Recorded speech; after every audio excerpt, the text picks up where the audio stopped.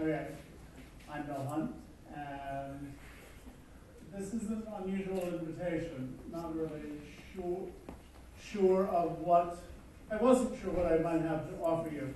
Alice has actually given me a pretty good roadmap, though. I'll offer this. So if you know what change my heart, gave me one. I used to be an actor. I was an actor for a long, long time. And there's this really funny similarity that, these are really completely irrelevant jobs in the world. An actor wakes up, usually without a job, sits in the bed and goes like, well, what am I going to do today to advance myself in this world? When I was a dealer, same thing. You get up and go like, I can just phone it in. I really liked it. I really loved the action. I love photographers, I like dealers, collectors, small community. I got a really short list of people I don't like. I'm happy to offer to you later on. And you're figuring it out. You're using your imagination. The thing that Alice was saying is you just have to think through it and be clever and be attentive to how you're playing in the room. It takes a lot of energy. It's enormous fun. Be smart about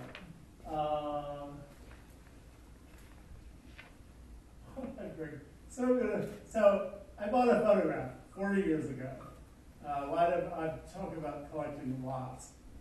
Why did I buy a photograph? Because of the voices. The voices said, go buy a photograph. Go buy a photograph of someone with their eyes closed. So I did. I went to Sotheby's and bought a photograph. I had zero money in the world.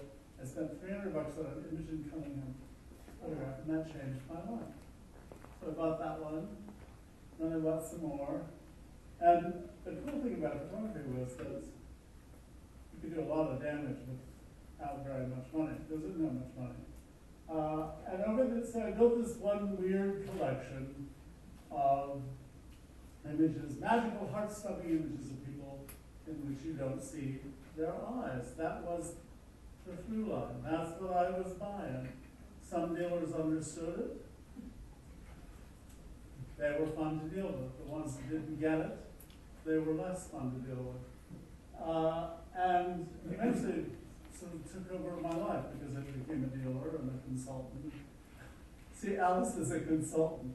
I'm a strategist, which is a consultant on steroids, much more expensive.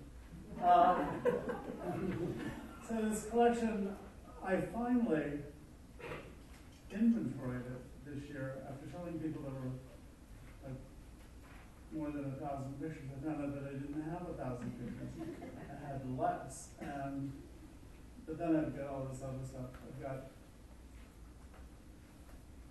the central collection. This is a story for Alice. I don't think she knows. So this is called Collection Dancing Bear, and there's a second called Collection Blind Pirate. And these were used so that I didn't have to use my own name. I loaned a photograph to the Museum of Modern Art once upon a time, and I'm the most narcissistic person you will ever meet. However, when it came to being in the Museum of Modern Art, I had no desire to have my name on the wall. Ronald Lauder, he can have his name on the wall. I thought it was much cooler if somebody walked up to my picture and it said, Collection Dancing Bear. The 5 people in the room who knew it was mine were much more, it was a cooler club. So I don't have a business card now because I actually find that people, it took a long time to get to a place where people could do my email is wmhunt@wmhunt.com.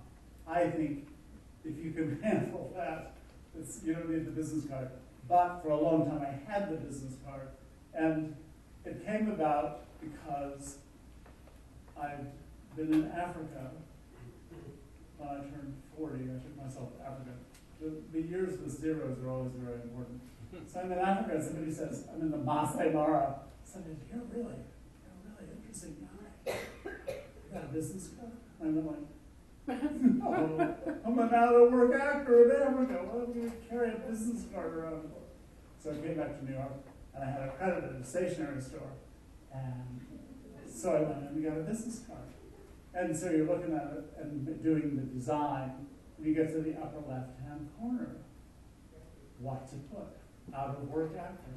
No, it didn't seem like the best sort of celebration of self-esteem. So I put Dancing Bear, because I'd been working on a script by Randy Newman material that had a dancing bear in it, so I liked that character, and I put Dancing Bear, and I found this to be a total litmus test for assholes, or good people. People would look at it and they would go like,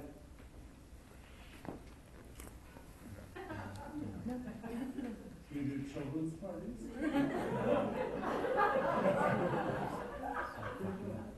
No, I don't. I'm just a dancing bear.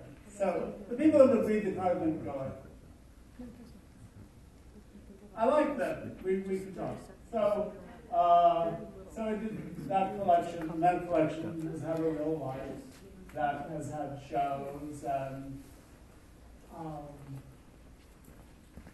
then I thought I was all done with that collection, because I bought a picture one day and I went, that's it, I'm all done. And then I discovered that I actually had this other collection happening under the bed. Collectors are too strange. It's very hard to get into the psychology of a collector. It's completely addictive and enormous fun. If you're not a collector, you have no idea what I'm talking about. You look at it and you go like, well, that's just the stupidest thing I ever saw. And I recognize that that's the case. So here I did, I bought this picture, then I bought more, and I bought more, and I bought more, and it was a lot of fun. And at some point I became a dealer. I was chairman of an AIDS organization 35 years ago. That changed my life. That mainstreamed me. Photographers and friends, everything on stage. And I was a very, you're not going to believe this, I really am a very shy person. Maybe not in this situation, but in some. And when I became a fundraiser, I was absolutely fearless. I no longer had to ask the hostess if she had a dog. I was a fundraiser. If you had $1 and had looked at the photograph, I insisted that you give me the $1. That was the community, give me the money. So that lasted for 3 years, and then it ended one night at a board meeting. And I left it and said, okay, I'll just go back to show business. That'll be great. Show business apparently didn't realize I'd left. So this gallery tried to sell me something one day named Luca Maresca. And they were the strangest boys I'd ever met in terms of being dealers. And goddamn, Alan Coleman changed my life because he wrote a review of this guy named Gerald Sloda, and that's what they were trying to sell me. It was as if Jesus was in Soho doing silver prints and come and see them. So I went and saw them. They were too expensive, but I worked for them for 10 years as their photography department.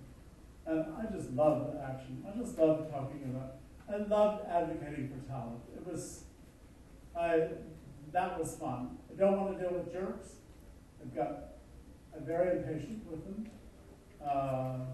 Try to be nice, but Alice is right on the, use your head, my God. You can't believe how stupidly people behave. And why in the world would I want to dance around with you if you're a jerk? Be wonderful, be generous, be smart, be ready. I should have brought my top 10. I didn't bring my top 10. Damn. The best presentation I ever had from a photographer. I'll tell you 2 stories. One is that we used to do portfolio drop-off, and we had interns, and I get the interns to put the books out back when people had portfolios. And I would say, so what's the best portfolio? They would go like, what are you talking about? We haven't looked at them. we haven't looked at them yet. And I said, yeah, I'll tell you what's the best one. It's that one. It's the one that's that thin. Because those people have the confidence in their talent to recognize the fact that they will be attracted to me. And they will respect my time by just giving me a taste. Here's the best interview I ever had with a photographer. I'm socializing. I got the brand out there. I hear two different editors refer to someone as a genius.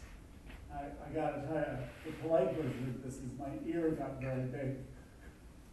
But anyway, you go like, a genius? Who's the genius? And without being a complete toad, I inquired as I went over to another group and said, like, who are they talking about? Do you know who they're talking about? So I identified who they were talking about, and it was the same person, two different people. And so I called this artist, who did not have a very good website, and said, I'd like to meet you. And so he said, okay. I said, when? I said, well, come tomorrow. So 11 o'clock, guy walks into the gallery. How do you do? Nice to meet you. So, where's your work? He said, I thought we were meeting. Man, I wanted to marry this person. I adore it. I just think it was the most genius approach to me by not weighing me down, not talking, listening, right? I still think Horatio Salinas really bright thought. So what happened? So I had a gallery, I worked for these people, and I had my own gallery. And then lo and behold, in my networking, I'd gone to Arles. In 2004, I went. And because somebody called and said, Chris Food, who runs Amateurs, says, oh, you want to go to Arles? I went like, no. I said, no, let's go. Okay. So I go to these places and they're like, why am I here? And I had a great time. There are all these parties, there's all these pictures to look at. It's a great networking place. And so I have this crazy day where I'm on a bus going to yet another event that I haven't been invited to. And this gorgeous blonde girl gets on the bus and sits next to me. And she proves to be Francois Abel, the director of Arles. She's his girlfriend. And he's busy all the time, so she spends the whole week with me. And she's really fun, gorgeous, everybody knows her. So I meet everybody because of Jeanette. And then I must have met Abel 5 times, but he's from the, it's like working in that part of the room. One day, back in the gallery, and they walk in, and I say, so, beautiful French people, how are you, what are you doing here? We've come to see you. And Francois says, it's so nice to meet you. Okay.